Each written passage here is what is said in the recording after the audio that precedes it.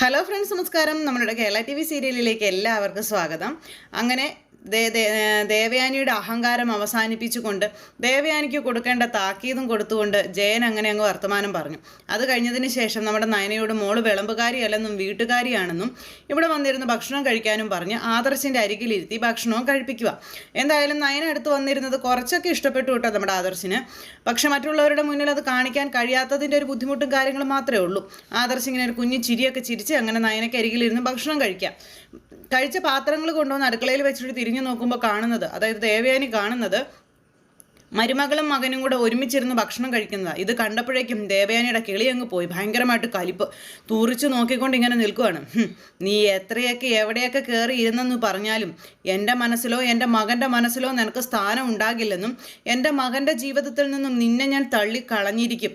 എൻ്റെ ജീവിതത്തിൽ നിന്നും എൻ്റെ മനസ്സിൽ പോലും ഇല്ലാത്തവൾ എൻ്റെ മകൻ്റെ ജീവിതത്തിൽ വേണ്ട എന്ന് അവിടെ നിന്ന് സ്വയം തീരുമാനിച്ച് അല്ലെങ്കിൽ ഉറച്ച് സംസാരിച്ചുകൊണ്ട് അങ്ങനെ നിൽക്കുക. അങ്ങനെ ആ ഒരു സംഭവം കാര്യങ്ങളും അവിടെ നടക്കുന്നു. ഇതിനുശേഷം ദേവയാനി തുള്ളിച്ചാടി അതിൽ പോകുമ്പോഴേക്കും, ദേവാ നീ എന്താ ഈ തുള്ളിച്ചാടി പോകുന്നതെന്ന് ചോദിച്ചു ജയൻ. എനിക്കൊന്നുമില്ല എന്നും പറഞ്ഞ് അവിടെ നിന്ന് ദേവയാനി ദേഷ്യപ്പെട്ട് പോകുമ്പോൾ, നിന്നോട് ഞാൻ പറഞ്ഞ കാര്യങ്ങളെപ്പറ്റി നിനക്ക് ഓർമ്മയുണ്ടല്ലോ, നീ മറന്നു പോയിട്ടില്ലല്ലോ അല്ലേ എന്നിങ്ങനെ ചോദിക്കുവാണ്. ഒന്നും മിണ്ടാതെ ദേവയാനി അവിടെ നിന്ന് അങ്ങ് പോയി. ദേവയാനി അങ്ങ് പോയി കഴിഞ്ഞപ്പം എന്താണ് നീ അവളോട് പറഞ്ഞതെന്നുള്ള കാര്യം മുത്തശ്ശി ചോദിക്കുക. അതെനിക്കും അവൾക്കും അറിയാം അമ്മയെന്നും പറഞ്ഞന്നേരം അമ്മയോട് പറയുകയും ചെയ്തേ. അങ്ങനെ ആ ഒരു സംഭവം എല്ലാം കഴിഞ്ഞു. ഇതെല്ലാം കഴിഞ്ഞതിന് ശേഷം ജലജയും അഭിയും കൂടെ ചേർന്ന് നവ്യയുടെ അരികിലേക്ക് ചെല്ലുന്നു. നവ്യ നേരത്തേക്കും ഇവിടെ ഭയങ്കര ടെൻഷനായിട്ടിരിക്കുക. കാരണം ഹോസ്പിറ്റലിൽ പോകണമെന്ന് മുത്തശ്ശി പറഞ്ഞതാണല്ലോ. അപ്പോൾ പോകാൻ ഉള്ള സമയവും കാര്യങ്ങളും ഒക്കെ അടുത്തടുത്ത് വന്നുകൊണ്ടിരിക്കുന്നു. അതിൻ്റെ ടെൻഷൻ. ഈ സമയത്ത് അമ്മയും മോനും കൂടെ ചെന്നിട്ട്, നീ എന്താ ഇതുവരെ റെഡി ആവാത്തതെന്ന് ചോദിച്ചു. റെഡി ആവാനോ? എങ്ങോട്ട് പോകാൻ? അല്ല, ഹോസ്പിറ്റലിൽ പോകുന്ന കാര്യം നിന്നോട് പറഞ്ഞിരുന്നതല്ലേ, നീ എന്തുകൊണ്ട് റെഡി ആയില്ല? അത് പിന്നെ അങ്ങനെ ഹോസ്പിറ്റലൊന്നും പോകണ്ട, ഇതൊരു ചെറിയ സോഡാ നാരങ്ങ വെള്ളം കുടിച്ചാൽ മാറുന്ന പ്രശ്നമുള്ളെന്ന് പറഞ്ഞപ്പോൾ അഭി ദേഷ്യപ്പെട്ടു. നിനക്ക് എന്താ പറ്റിയത്? സോഡാ നാരങ്ങ വെള്ളം കുടിച്ചാലോ? നിൻ്റെ ഒരുമാതിരി ഉണക്ക ട്രീറ്റ്മെൻറ്റൊന്നും അല്ല ഇതിന് വേണ്ടത്. മര്യാദയ്ക്ക് പോകാൻ റെഡിയാകാൻ നോക്കടിയെന്നും പറഞ്ഞുകൊണ്ട് ദേഷ്യപ്പെട്ടപ്പോഴേക്കും, ഹോസ്പിറ്റലിൽ പോകുന്ന കാര്യം പറയുമ്പോൾ നിനക്കെന്താ ഇത്രയ്ക്ക് പേടി? നീ എന്താ അതിന് മടിക്കുന്നത്? നിൻ്റെ വയറ്റിലെന്താ കുഞ്ഞൊന്നും ഇല്ലേ? അതുകൊണ്ടാണോ നീ ഇതുപോലൊക്കെ കാണിക്കുന്നതെന്ന് ചോദിച്ചു കഴിഞ്ഞപ്പോഴേക്കും നമ്മുടെ അഭി പറഞ്ഞു, അതെ അമ്മേ, അങ്ങനെ എനിക്കും തോന്നുന്നത്. വയറ്റിൽ കുഞ്ഞൊന്നുമല്ലെന്നാണ് തോന്നുന്നത്. കാരണം അതിൻ്റെ ഒരു കുഞ്ഞുള്ളതിൻ്റെതായ ഒന്നും ഇവളുടെ ഭാഗത്തുനിന്നും ഉണ്ടാകുന്നില്ല, അല്ലെങ്കിൽ അതിൻ്റെ ഒരു ക്ഷീണമോ തളർച്ചയോ ഇവളിൽ കാണുന്നില്ല. ഇവൾ നല്ല സ്റ്റഡി ആയിട്ടാണ് നടക്കുന്നത്, ഇവൾക്കൊരു കുഴപ്പമില്ലെന്ന് പറഞ്ഞു. എല്ലാവരുടെയും കണ്ണിൽ പൊടിയിട്ടുകൊണ്ടങ്ങാണ്ട് ഇവള് നടക്കുന്നതാണെന്നൊക്കെ പറഞ്ഞപ്പം, ദേ അനാവശ്യം പറയരുതെന്ന് നമ്മുടെ നവ്യ പറയാം. ഞാൻ ഹോസ്പിറ്റലിൽ വരാൻ മടി കാണിച്ചു എന്ന് കരുതി എൻ്റെ വീട്ടിൽ കുഞ്ഞില്ലെന്നാണോ നിങ്ങൾ പറയുന്നത്? ദേ അങ്ങനെയൊന്നും പറയരുത് കേട്ടോ എന്നൊക്കെ പറഞ്ഞുകൊണ്ട് നവ്യ ഭയങ്കര നല്ലവളായിട്ട് ഇങ്ങനെ നിൽക്കുന്നു. ഇനിയിപ്പോൾ നിങ്ങൾക്ക് ആർക്കും ഓരോന്ന് പറയാനുള്ള അവസരം ഞാനായിട്ട് ഉണ്ടാക്കി തരുന്നില്ല. നിങ്ങൾ റെഡി ആയിക്കോ, ബാ നമുക്ക് പോകാമെന്നും പറഞ്ഞ് അങ്ങനെ നവ്യ തന്നെ മുൻകൈ എടുത്ത് പോകാനായിട്ട് നോക്കുന്നു. അങ്ങനെ വാ, ഇനിയിപ്പോൾ നിന്നെ ഹോസ്പിറ്റലിൽ കൊണ്ടുപോയില്ലെങ്കിൽ ഞങ്ങൾ നിന്നെ കൊണ്ടുപോകാത്തത് കൊണ്ടാണെന്നും പറഞ്ഞ് അടുത്ത പ്രശ്നം ഞങ്ങളുടെ തലയിലേക്ക് വരും. അതുകൊണ്ടാണ് നിന്നോട് ഈ പറയുന്നത്, അല്ലാതെ നിന്നെ കൊണ്ടുപോകാനുള്ള താല്പര്യം കൊണ്ടൊന്നും അല്ലെന്നൊക്കെ പറഞ്ഞ് ജലജ അങ്ങ് പറഞ്ഞിട്ട് ജലജ അങ്ങ് പോയി റെഡി ആവാനായിട്ട്. അഭിയും അതുപോലെ തന്നെ. ഇവർ രണ്ടുപേരും അങ്ങ് പോയി കഴിഞ്ഞപ്പോൾ നവ്യ നിന്ന് ആലോചിക്കുമോ, ദൈവമേ ഇനി എന്ത് ചെയ്യും? ഹോസ്പിറ്റലിൽ ചെന്ന് കഴിയുമ്പോൾ വയറ്റിൽ കുഞ്ഞില്ലെന്നുള്ള സത്യം പുറത്തു വരും. അതോടുകൂടി എല്ലാം അവസാനിക്കും. ഞാനിനി എന്ത് ചെയ്യും എന്നൊക്കെ ഇങ്ങനെ ഇരുന്ന് ആലോചിച്ച് പേടിച്ച് വിറച്ച് ആ ഒരു ഇതിൽ ഇങ്ങനെ നിൽക്കുക കേട്ടോ. ടെൻഷൻ അടിച്ച് പകുതി ജീവൻ പോയി നവ്യയ്ക്ക്. അങ്ങനെ നവ്യ ആകെ പേടിച്ച് വിറച്ച് അവിടെ അങ്ങനെ നിൽക്കുക. ഇതെല്ലാം കഴിഞ്ഞതിന് ശേഷം പിന്നീട് കാണിക്കുന്നത് നമ്മുടെ കനകവും അതുപോലെ തന്നെ അച്ഛനും കൂടെ ചേർന്ന് അവിടെ നിന്നിങ്ങനെ മകള് വരാത്തതിനെ പറ്റിയുള്ള കാര്യങ്ങൾ സംസാരിക്കുന്നു. ഇത്രയും നേരമായിട്ടും എന്തുകൊണ്ടായിരിക്കും നയനമോള് വരാത്തത് എന്നുള്ള കാര്യമൊക്കെ. അപ്പോൾ അങ്ങനെ നയനമോള് വരാത്തത് അവിടെ എന്തെങ്കിലും പ്രശ്നമായിട്ടായിരിക്കുമോ എന്നൊക്കെയുള്ള ഒരു പേടിയിലും വെപ്രാളത്തിലും ഇവർ രണ്ടുപേരും കൂടി ഇങ്ങനെ ചിന്തിച്ചുകൊണ്ട് ഇങ്ങനെ നിൽക്കുന്നു. അപ്പോൾ ഒരു പക്ഷേ മോൾക്ക് അവിടെ എന്തെങ്കിലും തിരക്ക് കാണുമോ, അതുകൊണ്ടായിരിക്കും വരാത്തതെന്നും പറഞ്ഞുകൊണ്ട് നമ്മുടെ ഗോവിന്ദേട്ടനും അങ്ങനെ പറഞ്ഞു. അപ്പോൾ ഇവരിങ്ങനെ സംസാരിച്ചുകൊണ്ട് നിൽക്കുന്ന സമയത്ത് തന്നെ നയനയുടെ കോള് വരികയാണ്. ഇതേ മോളുടെ കോള് വന്നല്ലോ, ഇനിയിപ്പോൾ പേടിക്കേണ്ട കാര്യമില്ല, എന്താണെങ്കിലും അത് മോള് പറയുമല്ലോ എന്ന് പറഞ്ഞു. അങ്ങനെ അവർ രണ്ടുപേരും കൂടെ കോൾ എടുത്തു. മോളെ നീ എന്താ വരാത്തത്? നീ വരുന്നോ നോക്കി ഞങ്ങൾ ഇരിക്കുകയായിരുന്നു എന്ന് പറഞ്ഞപ്പോൾ, ഇന്ന് ഞാൻ അങ്ങോട്ടേക്ക് വരില്ല അമ്മയെന്ന് പറഞ്ഞു. എന്താ മോളെ, എന്തെങ്കിലും പ്രശ്നമുണ്ടോ? മോൾ ഇങ്ങോട്ട് വരുന്നതിൻ്റെ പേരിൽ അവിടെ എന്തെങ്കിലും വഴക്കോ കാര്യങ്ങളോ ഉണ്ടായോ എന്ന് ഇവർ പാവങ്ങൾ ചോദിക്കാം. അപ്പോഴേക്കും പറഞ്ഞു, ഇല്ല ഒരിക്കലും അങ്ങനെ പ്രശ്നങ്ങളോ കാര്യങ്ങളോ ഒന്നും ഇല്ല അമ്മേ, എനിക്കിന്ന് ഓഫീസ് വരെ ഒന്ന് പോകണം. അവിടെ ആദർശേട്ടൻ്റെ കൂടെ കുറച്ച് ജോലിയുണ്ട്, കുറച്ച് കാര്യങ്ങളൊക്കെ ചെയ്ത് തീർക്കാനുണ്ട്, അതുകൊണ്ടാണ് ഞാൻ വരുന്നില്ലെന്ന് പറഞ്ഞത്. അമ്മ വേറെ ഒന്നും ഓർത്ത് പേടിക്കണ്ട, എനിക്ക് വേറെ പ്രശ്നങ്ങളോ കാര്യങ്ങളോ ഒന്നും ഇല്ല എന്ന് പറഞ്ഞു. മോള് പറയുന്നത് സത്യം തന്നെയാണല്ലോ അല്ലേന്ന് ചോദിച്ചപ്പം, എന്താ അമ്മേ ഞാൻ എന്തിനാ അമ്മയോട് കള്ളം പറയുന്നേ, ഞാൻ പറഞ്ഞത് സത്യം തന്നെയാണ്, ഒരു കുഴപ്പമില്ല അമ്മ, അതൊന്നും ഓർത്ത് ടെൻഷൻ ആവണ്ടെന്ന് പറഞ്ഞു. എന്തായാലും എൻ്റെ മോൾക്ക് സന്തോഷമാണല്ലോ, അമ്മയ്ക്ക് അത് മതി, ഇന്ന് മോള് വരണ്ട കേട്ടോ. ഇനിയിപ്പോൾ അവിടെ ചെന്ന് അവിടെ ആദർശുമോൻ്റെ കൂടെ ഇരുന്ന് എല്ലാ ജോലികളും തീർത്തിട്ട് മോള് പതുക്കെ ഇങ്ങോട്ടേക്ക് വന്നാൽ മതിയെന്ന് പറഞ്ഞു. അങ്ങനെയൊന്നുമില്ലമ്മേ, ഇന്നൊരു ദിവസത്തെ ജോലിയേ ഉള്ളൂ, അത് തീർത്തിട്ട് ഞാൻ വരുമെന്ന് പറഞ്ഞു കഴിഞ്ഞപ്പം എൻ്റെ മോളും വലിയ ഡിസൈനറായി വലിയ കാറിലൊക്കെ വന്ന് ഇറങ്ങുന്നത് ഈ അമ്മയ്ക്ക് കാണണം. അമ്മയ്ക്ക് ഭയങ്കര ഒരു ആഗ്രഹമാണ്. എൻ്റെ മോള് കൊള്ളില്ലെന്നും എൻ്റെ മോള് ചീത്തയാണെന്നും പറഞ്ഞവരുടെ മുന്നിൽ എൻ്റെ മോള് വളർന്ന് മഹാറാണിയായി നിൽക്കുന്നത് ഈ അമ്മയ്ക്ക് കാണണമെന്നൊക്കെ കനകം പറയുമ്പോൾ അങ്ങനെയൊന്നുമുള്ള ആഗ്രഹങ്ങൾ എനിക്കില്ലമ്മേ, എനിക്ക് എൻ്റെ അച്ഛൻ്റെയും അമ്മയുടെയും മകളായി തന്നെ ജീവിച്ചു മരിച്ചാൽ മതിയെന്നൊക്കെ പറഞ്ഞു. അങ്ങനെ എന്നാൽ കഴിയുന്ന കാര്യങ്ങൾ അത് എൻ്റെ അച്ഛനും അമ്മയ്ക്കാണെങ്കിലും എൻ്റെ ഭർത്താവിനാണെങ്കിലും ഞാൻ ചെയ്തു കൊടുക്കും. അത് ഞാൻ ചെയ്യേണ്ട കാര്യം തന്നെയല്ലേ, അതുകൊണ്ട് അത് ഞാൻ ചെയ്യുന്നു, അതിനപ്പുറം മറ്റൊന്നുമില്ല അമ്മയെന്ന് പറഞ്ഞുകൊണ്ട് മകൾ ഇങ്ങനെ പറയാം. അപ്പം മകളുടെ സന്തോഷമൊക്കെ മനസ്സുകൊണ്ട് അറിഞ്ഞ് അവർ രണ്ടുപേരും സംസാരിച്ച് ഫോൺ അങ്ങ് കട്ട് ചെയ്തു. കുറച്ച് കഴിഞ്ഞപ്പോൾ ജയനും അതുപോലെ തന്നെ ആദർശും കൂടെ അവിടുന്ന് സംസാരിച്ചുകൊണ്ട് ഇങ്ങനെ വരുന്നു. ബാക്കിയുള്ളവരൊക്കെ അവിടെ ഇരിപ്പുണ്ട്. അപ്പോഴേക്കും കുറേ ആൾക്കാർ അങ്ങോട്ടേക്ക് കയറി വന്നേ. അപ്പോൾ അവരെല്ലാവരും കയറി വന്നു കഴിഞ്ഞപ്പോഴത്തേക്കും ജയൻ വന്നിട്ട് ആദർശനോട് ചോദിച്ചു, ആദർശേ ആരായി വന്നിരിക്കുന്നത്, നീ ഇവർക്ക് ആർക്കെങ്കിലും അപ്പോയിൻമെൻറ്റ് കൊടുത്തിട്ടുണ്ടോ എന്നൊക്കെ ചോദിച്ചപ്പോൾ ഇല്ല ചാ എനിക്കറിയില്ല, ഞാൻ അങ്ങനെ ഒരു അപ്പോയിൻമെൻറ്റും കൊടുത്തിട്ടില്ല എന്ന് പറഞ്ഞു. അപ്പോഴേക്കും അങ്ങോട്ടേക്ക് നയനയും വന്നു. നയന വന്നു, എല്ലാവരും ഇങ്ങനെ അങ്ങോട്ടും ഇങ്ങോട്ടും നോക്കി നിൽക്കുക, കാരണം ഈ വന്നവരാരാണെന്ന് ആർക്കും അറിയില്ലല്ലോ. അപ്പോൾ നയന ചോദിച്ചു എന്താണെന്ന് ചോദിച്ചു. അപ്പോൾ ഞങ്ങൾ ഒരു സംഘടനയിൽ നിന്ന് വരുന്നതാണെന്നും ഒരു പെൺകുട്ടിക്ക് എവിടെ അന്യായം സംഭവിച്ചാലും അല്ലെങ്കിൽ ആ പെൺകുട്ടിക്ക് എവിടെ നന്മ സംഭവിച്ചാലും അവിടെ ഞങ്ങൾ എത്തും എന്നുള്ള കാര്യം അവർ പറയുമ്പോൾ ആദർശ് പെട്ടെന്ന് ഞെട്ടി. ദൈവമേ, ഇനി ഇവിടുത്തെ ആരുടെയും പേരിൽ പരാതി വല്ലതും കൊടുത്തോ, അതിനെങ്ങാനും വന്നതായിരിക്കോ എന്നൊക്കെ ഇങ്ങനെ ആദർശ് നിന്ന് ചിന്തിക്കാം. അപ്പോൾ നയന പറഞ്ഞു, ശരി ഇപ്പം നിങ്ങൾ എന്തിനാ ഇങ്ങോട്ട് വന്നത് എന്നിങ്ങനെ നയന ചോദിച്ചപ്പോൾ അവരെ വിളിച്ചു വരുത്തിയിട്ടല്ല ഒപ്പിച്ചു വെച്ചിട്ടൊക്കെ ഒന്നും അറിയാത്തതുപോലെ അവൾ നിൽക്കുന്നത് കണ്ടില്ലേ എന്നൊക്കെ മനസ്സിൽ ആദർശ് ഇങ്ങനെ പറയാം. അപ്പോഴേക്കും ദേവയാനിയൊക്കെ ഇങ്ങനെ നോക്കി നിൽക്കും കേട്ടോ, ദൈവം ഇവളിനി പണി കൊടുത്തതാണോ എന്നുള്ളൊരിതിൽ.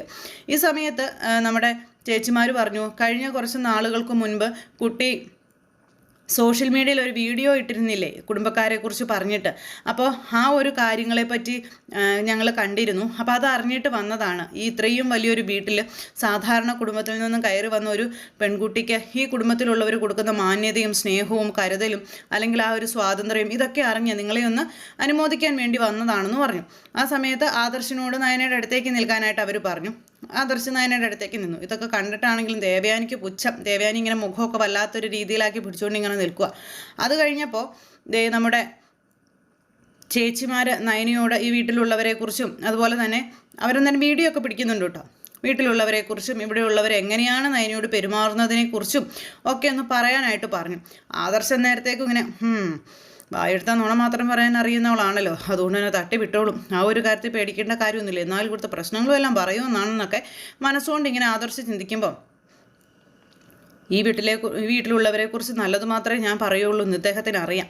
എന്നെ എത്രയൊക്കെ ദ്രോഹിച്ചാലും ആരുടെയും മുന്നിൽ ഞാൻ ആരെയും ചെറുതാക്കില്ലെന്നും അറിയാം. അതിൻ്റെ അഹങ്കാരത്തിലുള്ള നിൽപ്പാണെന്നും പറഞ്ഞുകൊണ്ട് നയന ഇങ്ങനെ മനസ്സിൽ പറയണം. എന്തായാലും നമ്മുടെ നയന പിന്നെ അവിടെ നിന്ന് അങ്ങോട്ടേക്ക് സംസാരിക്കാൻ ആരംഭിച്ചിട്ട് ആ കുടുംബത്തിലുള്ളവരെക്കുറിച്ച് എല്ലാം നല്ല അടിപൊളിയായിട്ടങ്ങ് സംസാരിച്ചു. ഓരോരുത്തരും ഇന്നതാണ്, തന്നെ തലയിലാണ് ചുമക്കുന്നത്, തന്നെ അതുപോലെ തന്നെ സ്നേഹിക്കുന്നുണ്ട്, അതുപോലെ തന്നെ സ്വന്തം വീട്ടിൽ പോകാൻ, അതുപോലെ ഒരു പെൺകുട്ടിക്ക് വേണ്ടുന്ന അവകാശങ്ങൾ അല്ലെങ്കിൽ ആ ഒരു എല്ലാ ഇതും ഈ കുടുംബത്തിലുള്ളവർ നോക്കിയും കണ്ടും ചെയ്യുന്നുണ്ട്. എല്ലാ അവകാശങ്ങളും തന്നിട്ടുണ്ട്, എല്ലാ സ്വാതന്ത്ര്യങ്ങളും തന്നിട്ടുണ്ട്, അതുപോലെയാണ് കൊണ്ടു നടക്കുന്നത്, അതുപോലെയാണ് സ്നേഹിക്കുന്നത് എന്നൊക്കെ പറഞ്ഞ് നമ്മുടെ നയന എല്ലാ കാര്യങ്ങളും അങ്ങ് പറഞ്ഞു. നയന ഈ പറയുന്നതൊക്കെ കേട്ട് കഴിഞ്ഞപ്പോഴത്തേക്കും മുത്തശ്ശനും മുത്തശ്ശിയും ആദർശും അതുപോലെ ജയനും എല്ലാവരും അന്താളിച്ചിങ്ങനെ നിൽക്കുക. കാരണം തൊട്ട് മുൻപും കൂടി ആ ഒരു വഴക്കും കാര്യങ്ങളും കഴിഞ്ഞതേ ഉള്ളൂ. നയന അത്രത്തോളം എന്താ പറയുക, ആ കുടുംബത്തിനൊരു ഇതുണ്ടാകുന്ന രീതിയിലാണ് സംസാരിച്ചത്.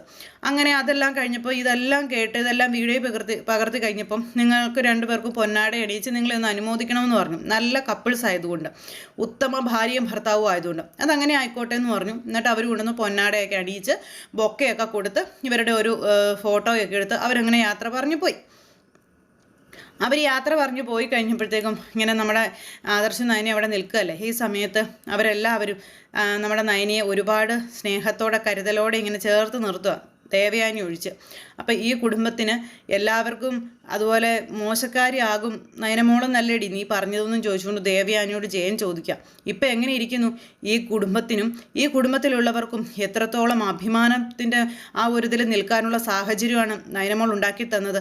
ഇനിയെങ്കിലും നിനക്ക് നയനമോളുടെ മനസ്സൊന്ന് മനസ്സിലാക്കി കൂടെ എന്നിങ്ങനെ ചോദിച്ചപ്പോൾ ഇവളുടെ ഈ വേഷം കെട്ടിലൊക്കെ നിങ്ങൾ വീഴുമായിരിക്കും, പക്ഷേ എന്നെ അതിന് കിട്ടില്ല. ഞാൻ ഇനി ഒരിക്കലും ഇവളെ സ്നേഹിക്കാനും പോകുന്നില്ല, മാറാനും പോകുന്നില്ല. എന്തെല്ലാം നന്മ ഇവൾ ഈ കുടുംബത്തിന് വേണ്ടി ചെയ്തെന്ന് പറഞ്ഞാലും എന്നെ ഒന്നിനും പ്രതീക്ഷിക്കേണ്ടെന്നും പറഞ്ഞുകൊണ്ട് ദേവയാനി അവിടെ നിന്ന് അങ്ങ് മാറിപ്പോവുക. അപ്പോഴേക്കും അവൾ പറയുന്നൊന്നും കാര്യമാക്കണ്ട, ഈ കുടുംബത്തിന് ഒരുപാട് അഭിമാനിക്കാൻ കഴിയുന്ന ഒരു നിമിഷം, അല്ലെങ്കിൽ സമൂഹത്തിൽ ഇന്നുള്ളതിനേക്കാൾ 10 ഇരട്ടി നിലയും വിലയും ഉണ്ടാക്കുന്ന ഒരു സാഹചര്യമാണ് മോള് ഇന്ന് ഈ ഒരു നിമിഷം കൊണ്ട് നേടിത്തന്നിരിക്കുന്നതെന്നും ഈ കുടുംബത്തിലുള്ളവർ എത്ര നന്ദി പറഞ്ഞാലും മതിയാവില്ല എന്നും പറഞ്ഞുകൊണ്ട് നയനയോട് മുത്തശ്ശൻ പറയണം. അത് കേട്ട് കഴിഞ്ഞപ്പോൾ അങ്ങനെയൊന്നും പറയരുത് മുത്തശ്ശ, ഈ വീടെന്ന് പറയുന്നത് എൻ്റെ കൂടി വീടല്ലേ, എൻ്റെ വീട്ടിലുള്ളവരുടെയും എൻ്റെ ഭർത്താവിൻ്റെയും അഭിമാനം കാക്കേണ്ടത് ഞാനാണെന്നും അതിന് വേറെ ആരും എന്നോട് നന്ദി പറയേണ്ട കാര്യമൊന്നുമില്ലെന്നൊക്കെ പറഞ്ഞുകൊണ്ട് നയനി ഇങ്ങനെ കുറേ ഇതൊക്കെ മുത്തശ്ശനോടും പറഞ്ഞു. അങ്ങനെ നയനിയെന്ന് പറയുന്ന പെൺകുട്ടിയുടെ മനസ്സിലെ നന്മ തിരിച്ചറിഞ്ഞ് അവരെല്ലാവരും അവിടെ അങ്ങനെ നിൽക്കുക. ഈ സാഹചര്യത്തിൽ പിന്നെ കാണിക്കുന്നത് നമ്മുടെ അനിയ കേട്ടോ. അനിയെ ആ പെൺകുട്ടി ഫോണിൽ വിളിക്കുന്നു. അപ്പോൾ ഫോണിൽ വിളിച്ചു കഴിഞ്ഞപ്പം നീ ആരാണെന്ന് ചോദിച്ചു. അപ്പോൾ ആ പെൺകുട്ടി പറഞ്ഞു, ഞാൻ പറഞ്ഞില്ലേ ഫോണിലൂടെ എൻ്റെ വോയിസ് വളരെ സ്വീറ്റാണ്, നേരിട്ട് കാണുമ്പോൾ അതല്ലെന്നൊക്കെ. അപ്പോൾ അങ്ങനെ ആ ഒരു ഇതെല്ലാം വെച്ച് നമ്മുടെ എനിക്ക് മൊത്തത്തിൽ സംശയം, ഇതിലെന്തൊക്കെയോ കള്ളത്തരമുണ്ട്. നനി എന്നിട്ട് അതൊക്കെ ചോദിച്ചു കഴിഞ്ഞപ്പോഴേക്കും ആ പെൺകുട്ടിയുള്ള കാര്യം പറഞ്ഞു. ഞാനല്ല വന്നത്, എൻ്റെ ഒരു ഫ്രണ്ടാണ് വന്നത്. അങ്ങനെ ഓടിപ്പിടിച്ച് ഞാൻ വന്നു കഴിഞ്ഞാൽ ശരിയാവില്ലല്ലോ, അതുകൊണ്ട് തന്നെ എൻ്റെ അടുത്ത കൂട്ടുകാരിയാണ്, അവളോട് ഞാൻ പറഞ്ഞിട്ട് അവളാണ് വന്നതെന്നും അനിയെ വട്ടാക്കിയതെന്നും പറഞ്ഞു. അപ്പോൾ അത് കേട്ടപ്പോൾ ആണോ, സത്യമാണോ, ഞാൻ വല്ലാണ്ട് അങ്ങ് പേടിച്ചു പോയെന്നൊക്കെ പറഞ്ഞിട്ട് അനി അന്നേരം ആ പെൺകുട്ടിയോട് ഇങ്ങനെ പറയാട്ടോ. അപ്പോൾ ആ പെൺകുട്ടി അതൊക്കെ കേട്ട് കഴിഞ്ഞപ്പോൾ എന്തിനാ പേടിക്കുന്നതെന്നൊക്കെ ചോദിച്ചു. അങ്ങനെ രണ്ടുപേരും കൂടി സംസാരിച്ച് ആ കവിതയെക്കുറിച്ചും അതുപോലെ തന്നെ അവരുടെ ഫ്രണ്ട്ഷിപ്പിനെ കുറിച്ചും അങ്ങനെയൊക്കെ ഇങ്ങനെ കുറേ നേരം സംസാരിച്ചു. ഇതെല്ലാം കഴിഞ്ഞതിന് ശേഷം പിന്നീട് നവ്യയും അതുപോലെ അഭിയും ജലജയും കൂടി ഹോസ്പിറ്റലിൽ പോയിരിക്കുക. അങ്ങനെ ഹോസ്പിറ്റലിൽ പോയിരിക്കുന്നു. അമ്മയും മകനും ഒന്നും അല്ലാതെ ഇരിക്കുന്നു. അപ്പോഴേക്കും നവ്യയ്ക്ക് ഇങ്ങനെ വെട്ടി വേർക്കാൻ തുടങ്ങി, കാരണം പേടിച്ചിട്ട്. അപ്പോൾ അഭി ഇത് കണ്ടു. നിനക്ക് എന്താ പറ്റിയത്, നീ എന്താ ഇങ്ങനെ ആകെ ടെൻഷൻ അടിക്കുന്നു, നീ ഇതിനെ പേടിക്കുന്നതെന്നൊക്കെ ചോദിച്ചപ്പം അവളുടെ ദേഹത്തുള്ള വേർപ്പ് തുടച്ച് കളയാൻ പറയടാ എന്ന് ജലജ മകനോട് പറയാം. നീ എന്തിനാ ഇതുപോലെ വേർക്കുന്നത്, വേർപ്പ് തുടച്ച് കളയാൻ പറഞ്ഞു. അപ്പം നമുക്ക് വീട്ടിലോട്ട് പോകാം, നമുക്ക് ഇവിടെ ഇരിക്കണ്ടെന്നൊക്കെ പറഞ്ഞുകൊണ്ട് നവ്യ ഇങ്ങനെ പറയാം. നീ എന്തിനാ നവ്യ വെപ്രാളം പിടിക്കുന്നത്, എനിക്ക് ഇന്നൊരു ദിവസം മാത്രമേ നിന്നെ ഹോസ്പിറ്റലിൽ കാണിക്കാനായിട്ടുള്ള സമയമുള്ളൂ. എൻ്റെ തിരക്കുകളെ പറ്റി നിനക്ക് അറിയാവുന്നതല്ലേ, അത് അറിഞ്ഞു വെച്ചുകൊണ്ട് ഇവിടെ ഇരുന്ന് ഒരുമാതിരി വർത്തമാനം എന്നോട് പറയാൻ നിൽക്കരുതെന്നൊക്കെ പറഞ്ഞ് ദേഷ്യപ്പെടുന്നു. അന്നേരം നിനക്ക് എന്താ ഇത്ര പേടി, ഞങ്ങൾ ചോദിച്ചതുപോലെ തന്നെയാണോ, നിൻ്റെ പറ്റി കുഞ്ഞൊന്നും ഇല്ലേ എന്നൊക്കെ ജലജ എന്നിട്ട് പതുക്കെ ഇങ്ങനെ ചോദിക്കുന്നുണ്ടേ. അപ്പോഴേക്കും നമ്മുടെ നവ്യ ഒന്നും മിണ്ടാതിരിക്കുക. കുറേ നേരം ഇവരിങ്ങനെ വെയിറ്റ് ചെയ്തിരിക്കുന്നുണ്ട്. എന്ത് ചെയ്തിട്ടും ഡോക്ടർ വരുന്നില്ല, ഇവരുടെ പേര് വിളിക്കുന്നില്ല. കുറച്ച് കഴിഞ്ഞപ്പോഴത്തേക്കും അഭി എഴുന്നേറ്റ് അവിടെ റിസപ്ഷനിൽ ചെന്ന് ചോദിച്ചു, ഞങ്ങൾക്ക് ഇന്ന പോലെ ഇങ്ങനെ തിരക്കൊക്കെ ഉള്ള ആൾക്കാരാണ്, നിങ്ങളെന്താ ഞങ്ങളെ വിളിക്കാത്തതെന്നൊക്കെ ചോദിച്ചു. അപ്പോഴേക്കും അവർ പറഞ്ഞു ഡോക്ടർ വന്നില്ല, ഇതാണെന്നൊക്കെ പറയുമ്പോൾ ഭയങ്കരമായിട്ട് ഒച്ചയെടുക്കുക. അപ്പോഴേക്കും കിട്ടിയ അവസരമല്ലേ, നവ്യ ചാടി അങ്ങോട്ട് എഴുന്നേറ്റ് ഇവിടുന്ന് രക്ഷപ്പെടാൻ പറ്റൊരവസരം. ചാടി എഴുന്നേറ്റിട്ട് നമ്മൾ ആരാണെന്നും നമ്മുടെ നിലയും വിലയും നമ്മുടെ സമയത്തിൻ്റെ വില എന്താണെന്നും ഇവർക്ക് അറിയില്ല.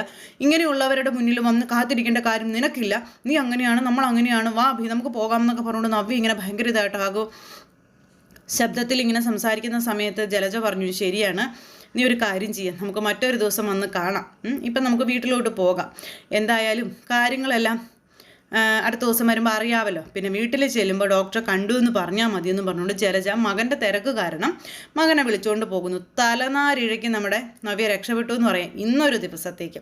ദൈവമേ എന്തെങ്കിലും വഴി കാണിച്ചേരണേ, ദൈവമേ രക്ഷിക്കണേ എന്നും പറഞ്ഞുകൊണ്ടിരുന്നതാണ്. അപ്പോൾ എന്തായാലും ദൈവം തൽക്കാലത്തേക്ക് രക്ഷിച്ചു കൊടുത്തു നവ്യ. അപ്പോൾ അത്തരത്തിലുള്ളൊരു സൂപ്പർ ഹിറ്റ് വിശേഷങ്ങളൊക്കെ ആയിട്ട് ഇന്നത്തെ നമ്മുടെ കഥ വരുന്നുണ്ട്. അപ്പോൾ എല്ലാവരും കാത്തിരുന്ന് കാണണം. എല്ലാവർക്കും നല്ലൊരു ദിവസം ആശംസിക്കുകയാണ്. എല്ലാവരുടെയും സപ്പോർട്ടിനും സ്നേഹത്തിനും ഒത്തിരി നന്ദി ഹൃദയത്തിൻ്റെ ഭാഷയിൽ അറിയിക്കുന്നു. അടുത്ത സൂപ്പർ ഹിറ്റ് കഥയുമായി കാണുന്നത് വരെ എല്ലാവർക്കും നന്ദി. See you again, take care, bye. അതോടൊപ്പം നമ്മുടെ ചാനൽ ആദ്യമായിട്ട് കാണുന്നവർ സബ്സ്ക്രൈബ് ചെയ്യാൻ മറന്നു പോകരുത് കേട്ടോ. തൊട്ടടുത്ത് കാണുന്ന ബെൽബട്ടനെ അമർത്തി കഴിഞ്ഞിട്ടുണ്ടെങ്കിൽ നമ്മുടെ വീഡിയോസ് എളുപ്പത്തിൽ കാണാനും കഴിയുന്നതായിരിക്കും. അപ്പോൾ ഒരിക്കൽ കൂടി എല്ലാവരോടും ഹൃദയത്തിൻ്റെ ഭാഷയിൽ നന്ദി അറിയിക്കുന്നു. താങ്ക്